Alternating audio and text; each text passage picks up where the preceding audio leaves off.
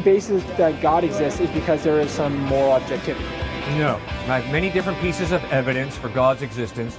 Objective morals are one piece of evidence that God exists. And what would be your strongest piece, you would say? I like the moral argument, but I also like design. And okay, just give me a brief overview of the design real quick. All right.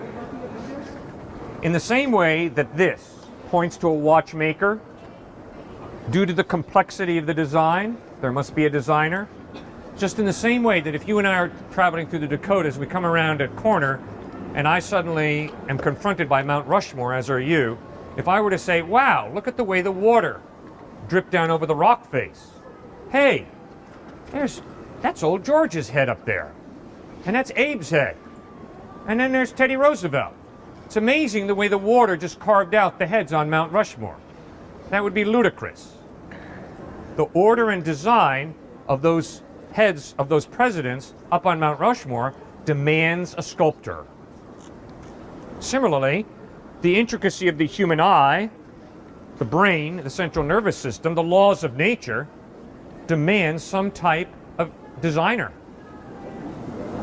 Okay, so God just happened one day and said, eye, hair, boom. And then we were created. It just happened like that. No. And then people would evolve, wouldn't they? God can use evolution to create. Okay, but then that would strike out God because evolution is scientifically proven. No, evolution is not scientifically proven. The question is there a designer behind the process, or is there no designer behind the process? All right, and why is it so wrong to think there is none?